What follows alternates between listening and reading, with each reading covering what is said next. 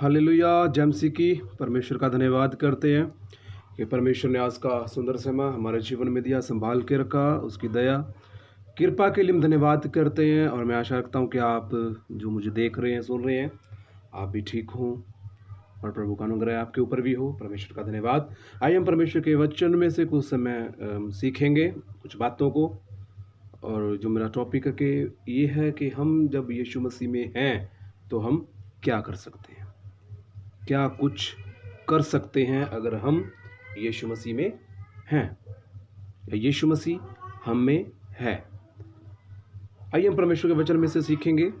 यूहन्ना की किताब, यूहन्ना रचित सुसमाचार, उसका 5 अध्याय, उसका 19 वचन में हम देखेंगे। इस पर यीशु ने उनसे कहा, मैं तुमसे सच सच कहता हूं, पुत्र आपसे कुछ नहीं कर सकता, केवल वह जो पिता को करते देखता है, क्योंकि जिन जिन कामों को वह करता है उन्हें पुत्र भी उसी रीति से करता है। यीशु मसीह यहाँ पे कह रहे हैं कि यीशु ने उनसे कहा, मैं तुमसे सच सच कहता हूं कि पुत्र आपसे कुछ कर नहीं सकता। यानी कि एक बेटा आपसे कुछ नहीं कर सकता, और जो परमेश्वर कर सकता है वो बेटा उसकी कॉपी करके अपने पिता को देख के वैसे ही चीज़ें करना शुरू करता है। यानी कि हम कह सकते हैं, अगर हम यीशु मसीह को देखेंगे, यीशु मसीह को पहचानेंगे, यीशु मसीह को अपने जीवन में लेंगे, यीशु मसीह का जीवन अपने अंदर कॉपी करेंगे, तो हम हर एक काम वो कर सकते हैं जो प्रभु यीशु मसीह ने किया। वो करेंगे कब? जब हम यीशु मसीह को अपने जीवन में लेंगे। क्योंकि लिखा है, केवल वह जो पिता को करते देखता है, क्योंकि जिन जिन कामों को वह कर सकता है उन्हें पुत्र भी उसी रीति से कर सकता है। परमेश्वर कह रहा है, जो पिता कर सकता है, जो देखेगा, पुत्र देखेगा तो वो करना शुरू करेगा। परमेश्वर ने जो काम किए, यीशु मसीह ने उनको देखा। यीशु मसीह ने जो काम किए वो चेलों ने देखा, और चेलों ने जो काम किए वो आज जो खुदा के दास लोग कर रहे हैं। क्या किया? उन कामों को देखा कि हमारे बाप क्या कर रहे हैं। प्रभु यीशु मसीह के जो चेले थे उन्होंने बहुत ऐसे काम किए। वो क्या काम किए कि यीशु मसीह ने जो काम किए, और चेले जो थे यीशु मसीह के 12, उनमें से एक तो यहूदा इस्करियोती ने अपने आप खुद खुशी कर ली थी कि जिसने यीशु मसीह को पकड़वाया। और जो बाकी के चेले थे उन्होंने बड़े काम किए। पतरस, यूहन्ना वर्गेनों ने जो बड़े अजीब अचंभे काम किए, बड़े बढ़ चढ़ कर काम किए, बड़े चमत्कार प्रभु यीशु मसीह के द्वारा किए। तो इन्होंने कब किए? क्योंकि इन्होंने यीशु मसीह को कॉपी किया, अपने जीवन में लिया, यीशु मसीह की बातों को, यीशु मसीह की शिक्षा को अपने जीवन में लिया। इसलिए वचन भी कह रहा है, ये मैं अपने तरफ से नहीं, वचन की तरफ से कह रहा हूँ कि जो पिता को करते हुए देखता है वही काम बेटा करता है। आज दुनिया में भी ऐसा ही काम हो रहा है। मैं कहना नहीं चाहता, आज देखते हैं दुनिया में बहुत सारे लोग गलती, गुनाहों में, नशे, बंधन, ऐसी बुरी आदतों में पड़े हुए हैं। और वो पढ़ते कब है? क्योंकि वो अपने माता पिता को देखते हैं। अगर एक पिता शराब पीता तो बेटा उसको देखता है, उसको कॉपी करने की कोशिश करता है कि शायद इसमें कुछ है जो मेरे पापा करते हैं। अगर हम गाली, निंदा, चुगली, चोरी, ठगी, ईर्खा, ऐसे काम हमारे जीवन में, तुम्हारे बच्चे उसको कॉपी करते हैं, है ना? वो भी देखेंगे कि मैं करके देखूं।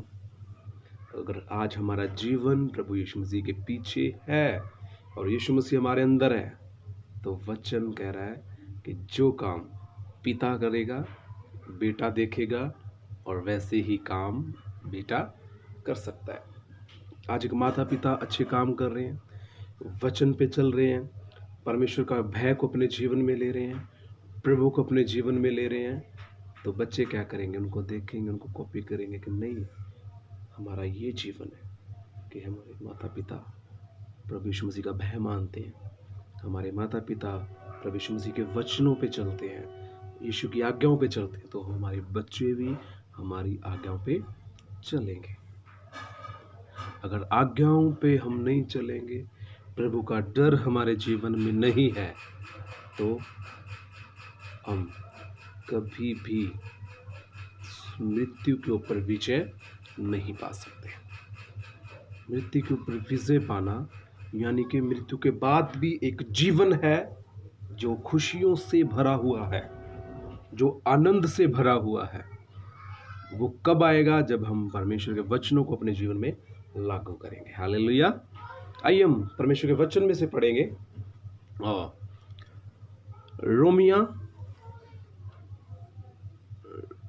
रोमियो की किताब उसका 8 अध्याय उसका 6 और 7 वचन। 8 अध्याय उसका 6 और 7 रोमियो। शरीर पर मन लगाना तो मृत्यु है, परंतु आत्मा पर मन लगाना जीवन है। तो आत्मा पर मन लगाना जीवन और शांति है। जो क्या करते हैं? अपने शरीर की अभिलाषाओं पर, है ना, अपने शरीर के ऊपर मन लगाते हैं। हर एक चीज के ऊपर जो अपने शरीर के अभिलाषाओं को, अपने शरीर की जरूरतों को ज्यादा, है ना, ज्यादा अहमियत देते अपने शरीर को। वचन उनके लिए साफ साफ कहता है, शरीर पर मन लगाना मृत्यु है।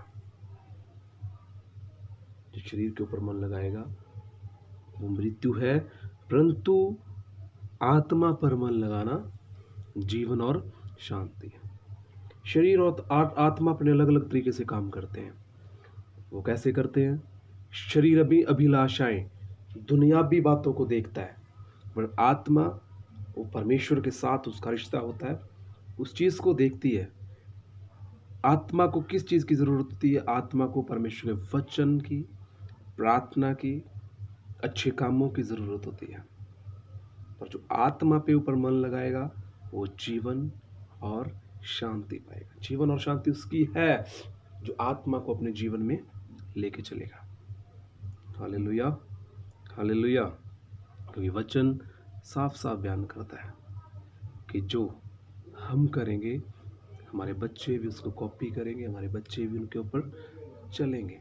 शरीर पर मन लगाएंगे तो हमारे बच्चे भी शरीर पर मन लगाएंगे, आत्मा पर मन लगाएंगे तो हमारे बच्चे भी आत्मा पर मन लगाएंगे।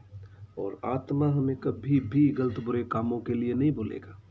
हमारे अंतर जो आत्मा है वो कभी भी हमें नहीं कहेगा कि तू चोरी कर, ठगी कर, जुना कर, गलत बुरे काम कर, कभी भी नहीं कहेगा।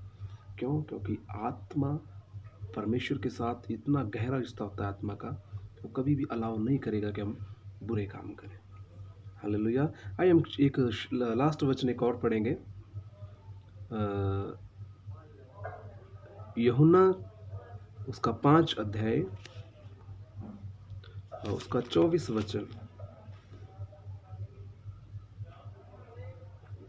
हाँ, मैं तुमसे सच कहता हूं, जो मेरा वचन सुनकर मेरे भेजने वाले पर विश्वास करता है अनंत जीवन उसका। प्रभु यीशु मसीह यहाँ पे कह रहे हैं, जो मेरे भेजने वाले के ऊपर विश्वास करता है, जो परमेश्वर के ऊपर विश्वास करता है कि परमेश्वर ने यीशु मसीह को इस संसार में भेजा कि वो लोगों को चंगाइयाँ दे, लोगों को अच्छे रास्ते पे लेके आए, परमेश्वर के वचनों के ऊपर चले और लोग बचाए जाएं। परमेश्वर का वचन उनके लिए कह रहा है, मैं सच कहता हूँ, जो मेरा वचन सुनकर मेरे भेजने वाले पर विश्वास करता है अनंत जीवन उसका है, और उस पर दंड की आज्ञा नहीं, परंतु वह मृत्यु को पार होकर जीवन में प्रवेश कर चुका है। जो भेजने वाले, जो परमेश्वर प्रभु यीशु मसीह पवित्र आत्मा के ऊपर विश्वास करता है, और वचन कहता है अनंत जीवन उसका है। अनंत काल का जीवन उसका है, और उसके ऊपर दंड की आज्ञा नहीं। कोई भी किसी प्रकार की दंड की आज्ञा उसके ऊपर नहीं है, क्योंकि वो उस दंड की आज्ञा में नहीं, परंतु वह मृत्यु को पार होकर, यानी कि मृत्यु को भी पार करके, मरना तो है, ऐसे नहीं कि मृत्यु को छोड़कर हम चले जाएंगे, नहीं, मृत्यु के बाद भी एक जीवन है। जब वचन में लिखा है, जो लोग संसार में आएंगे वो अपनी यात्रा को पूरी करेंगे और उनका लेखा होगा।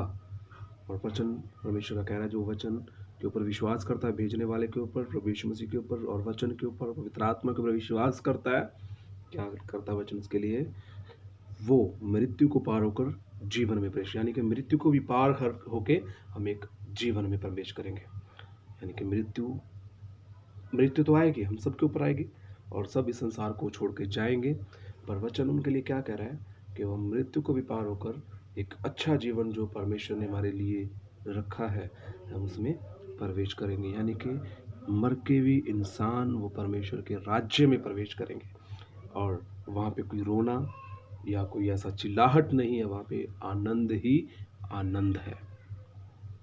वो आपका फैसला है कि आप यीशु मसीह के वचनों को अपने जीवन में लें या ना लें।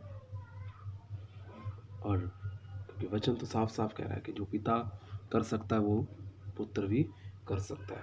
आज में चाहिए कि एक शारीरिक आत्मिक पिता के साथ साथ हम एक शारीरिक अच्छे पिता, अच्छे माता, अच्छे बहन, अच्छे भाई बने, ताकि हम लोगों के लिए आदर्श बने। हालेलुया। और मैं चाहता हूँ कि आप परमेश्वर के वचनों पे चलें, परमेश्वर के वचनों को अपने जीवन में लें और हर एक योजना जो परमेश्वर की हमारे लिए रखी है उस योजना को अपने जीवन में पूरा करें और परमेश्वर के वचनों का भय माने, ताकि मृत्यु के बाद भी एक अनंत जीवन जो खुशियों से भरा हुआ जीवन है हमारे जीवन में वो आए। हालेलुया। सो परमेश्वर सबको आशीष और बरकत दे। जय मसीह की। God bless you.